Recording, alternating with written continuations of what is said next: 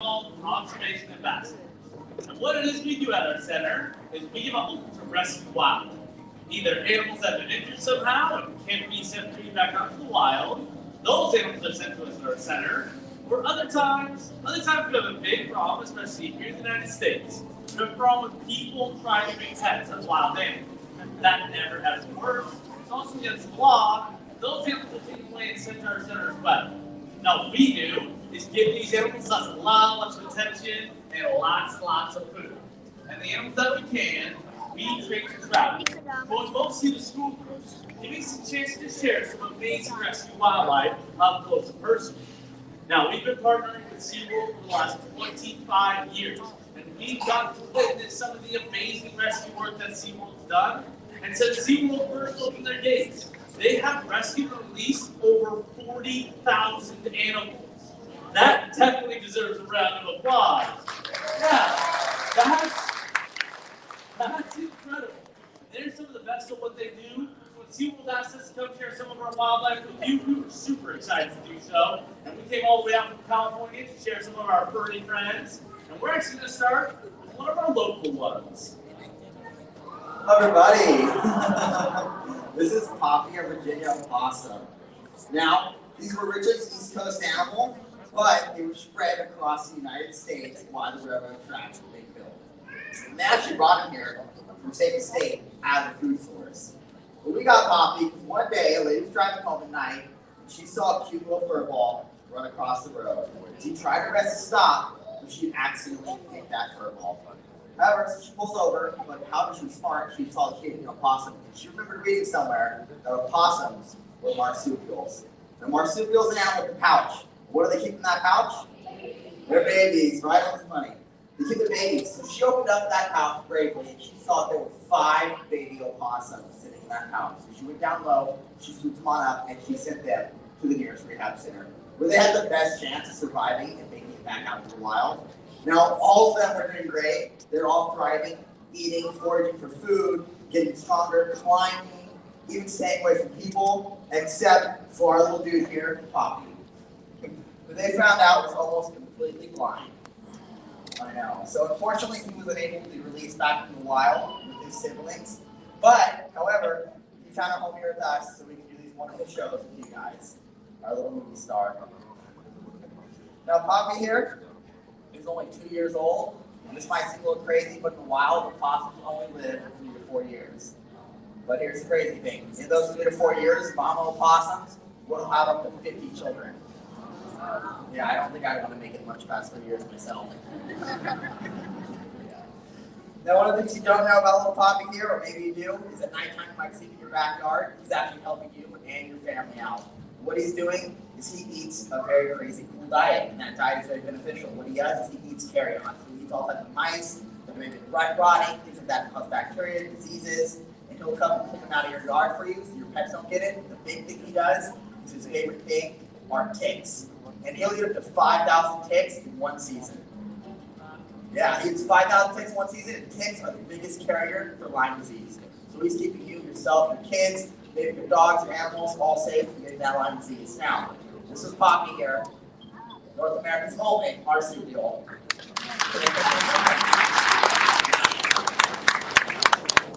Speaking of marsupials, this guest here is from the land of marsupials, Australia. Now, I have to wear this big glove with him because right now it is the laughing kookaburra's mating season. So, if I was a girl, he would try to fly mice right into my mouth and try and feed me, but since I'm a boy, we're not too good friends right now. I know.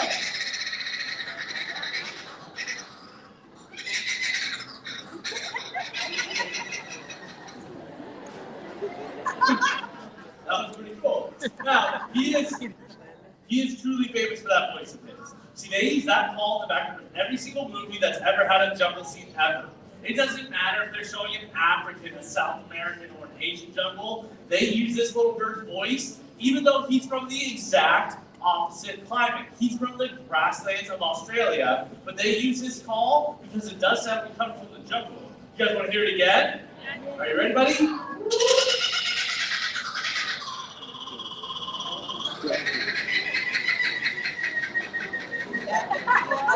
I love it.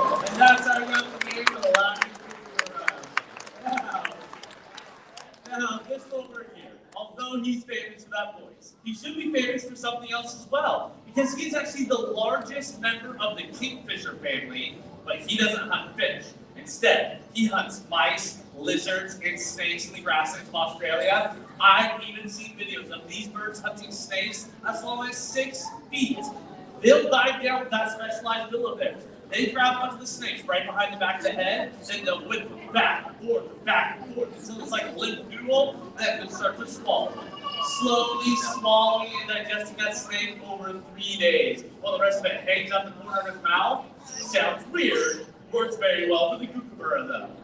Now, somebody here in the US fell in love with these birds, and they found a way to purchase one online and brought it into their home. Only this person lived in an apartment complex. And see, kookaburra.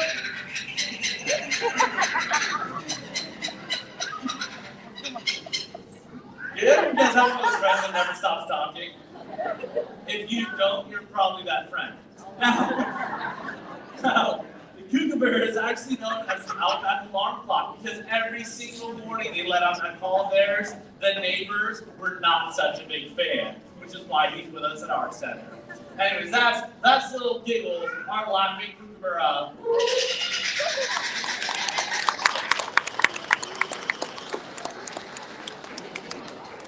Here, I have Wizard, our turkey vulture. Now, I love his little bald head, but I'm really hoping I don't look like that in 10 years. What he does every morning is a little different than Mr. Giggles, is he will spread those wings nice and wide, and he will take up that sun, and he will soak it up until he gets nice and warm.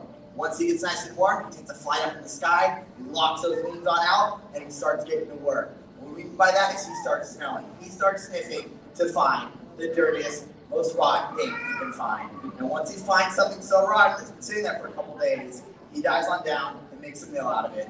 Now, our little turkey vulture here, that great little bald head that we're talking about, is perfect for diving on rotten meat because it keeps him from getting his feathers pulled out of his head. The other really cool thing he has to keep him clean while he's doing his job, taking care of nature, is he has those amazing feet. And guess how he cleans those feet? It's a little weird. Do you guys want to hear it? He pees on them. That's how we named him Wizard.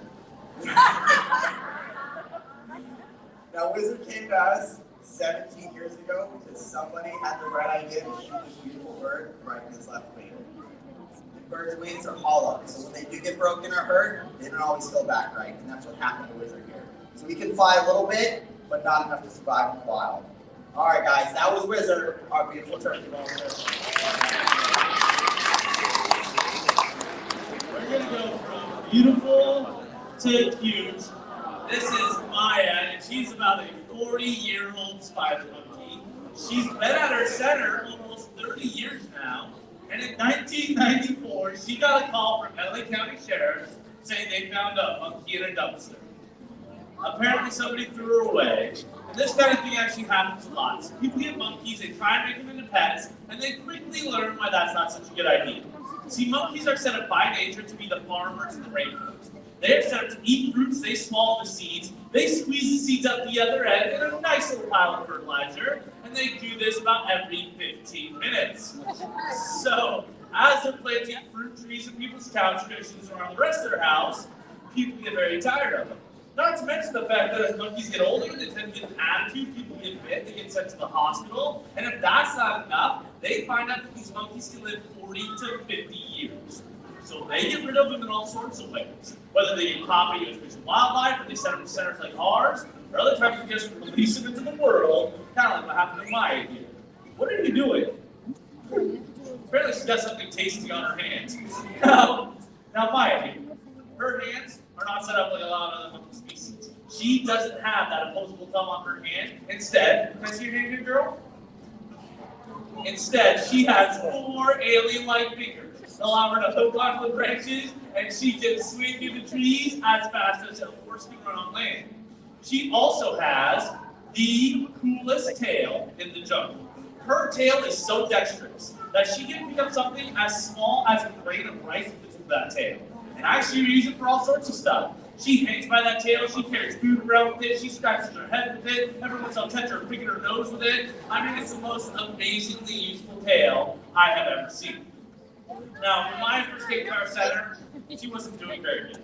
Because she was getting so much of the wrong foods when she was young, She actually had metabolic bone disease and now has major structural issues. She can't even extend her legs as fully as she should, which is a big part of why she put us at our center, not able to live with other spider monkeys.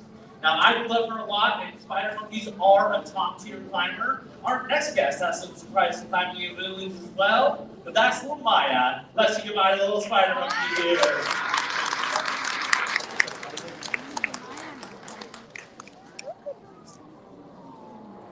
Aw, that's what everyone says when they see me. I'm just kidding. This is Disco here, and he is our gray fox. Now, gray foxes are incredibly amazing. Disco here, we got from a local rehabber that actually found him and took him in when he was abandoned as a very young baby. Now, they had intended to raise him for re-release, but the rehabber that got assigned to him did all the wrong things. She loved him, she cuddled him, she even let him play with her dogs and her kids. So when she took him back to the rehab center for release, they instantly realized that she had ruined him. He had lost his natural healthy fear of people and would not be able to survive in the wild. So instead, 12 years ago, they called us and we took him in. He's been helping us do educational programs ever since. Now, little Disco here is about 13 years old. And in the wild, gray foxes live to about 8 or 9. So this little guy is actually a senior citizen. That's why we brought him to Florida. Now, gray foxes are incredible creatures. They can climb up trees with ease using their cat-like movements, and they are excellent hunters and foragers and scavengers, eating anything from mice, carrion, berries, and grasses. But for a while, their numbers were declining due to overhunting for their beautiful fur. Plus, they face another problem as well, an invasive species. You know, Florida knows all about invasive species. This one was a red fox. Red foxes have taken over the gray fox's habitat.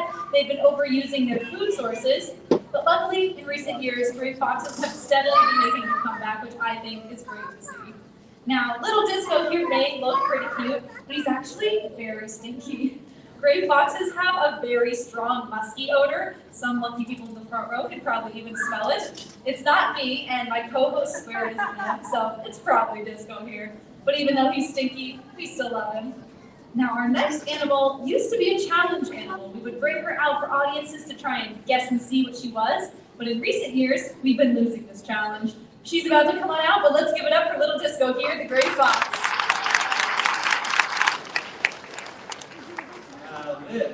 This is Samantha, and what is she? A lemur. You guys are exactly right, but she's not just any lemur. She's what's known as a brown lemur. You guys know what she's called, a brown lemur? Yeah, because she's brown. No, if you look at lemur's eyes, do you think she's awake during the day, or do you think she's awake at night? That's what I think too. With those big, yellow, owl-like eyes, she looks like a nocturnal or a nighttime animal, but she's not. She's actually dying. She gets up in the mornings, and the first thing that she does is she greets every member of her lemur family. And help one lemur says hello to another lemur. Well, would you guys like to see? Yeah. Or you want to see? It's kind of weird. All right, I'm going to make it sound like a pig. She's going to answer me back. Then she's going to do something rather strange. Yes, sure, you want to see this? Yeah. All right, the things I do for an audience. Ready, Samantha?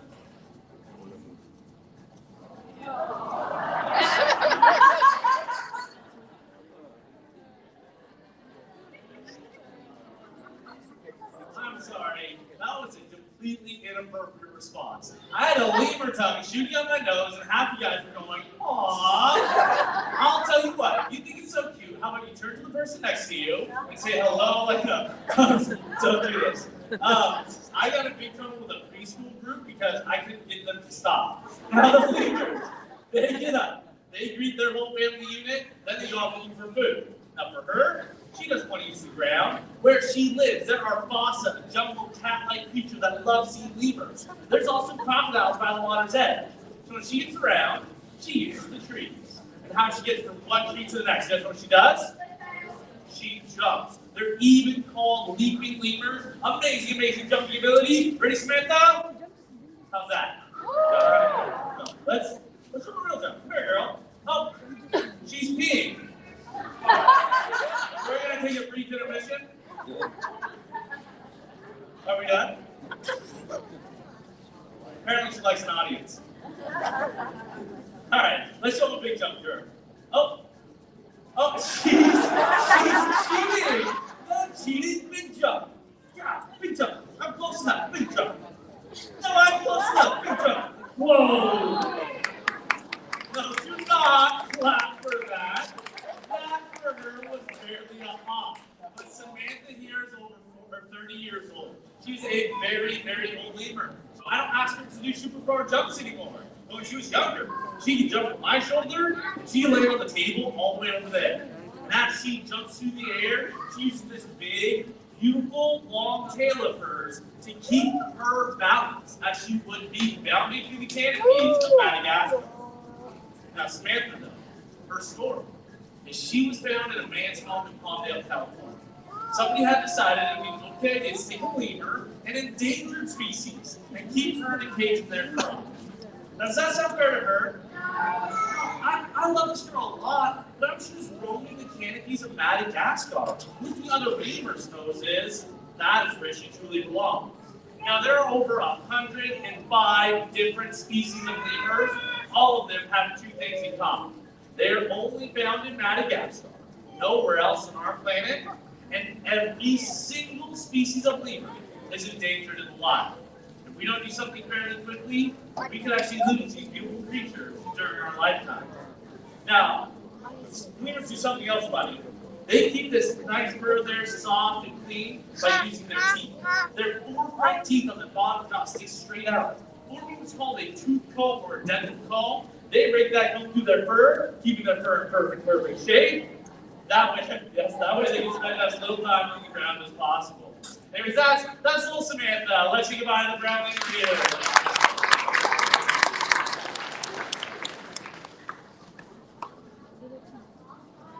This lovely lady is Tico, the Harris hawk. Now, Tico came to us from a program called the Colson Project that actually breeds and releases Harris hawks back into areas of eastern Texas that were devastated by hurricanes. But Tico here was actually deemed non-releasable because, and I quote, she doesn't play well with others. That may not sound like that big of a deal, but for Harris hawks, it's extremely important because Harris hawks are one of the rare birds of prey that actually hunt in pairs. Because they come from such a harsh desert environment of the southwestern U.S., there is not that much food, so they found that by pairing up, they have a much higher survival rate. But because Miss Single Lady Tico here did not want to pair up, she was sent to our center instead. Now, Harris hawks are extremely incredible daytime hunters. They have eyesight that's about 6 times better than ours, which means that even when to us they look like a little speck high up in the sky, they are still clearly able to see a tiny mouse all the way down on the ground. Plus, they have these amazing ridges over their eyes that act just like the front of a baseball cap to block out the glare of the sun. Their taloned feet use roughly 500 pounds per square inch of force to catch and take down their prey. And they cooperate with their partners to back prey into difficult situations, sometimes getting them called the wolves of the sky. That is our fantastic Harris hawk, Tico.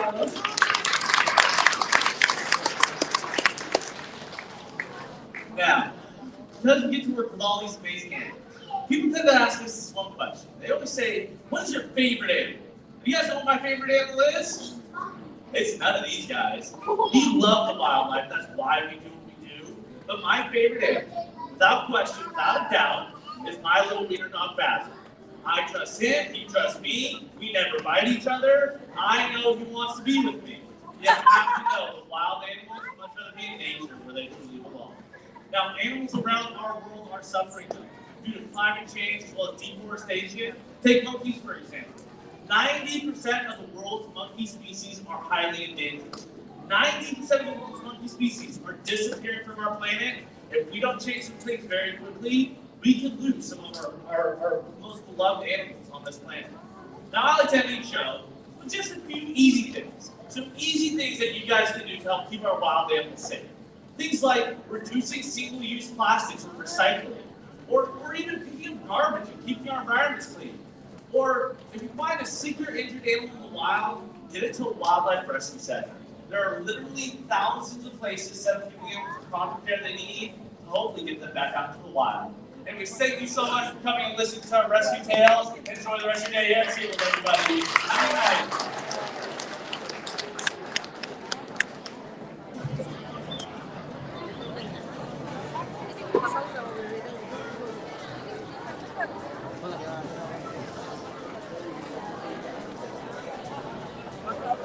Hey, whose hat is this?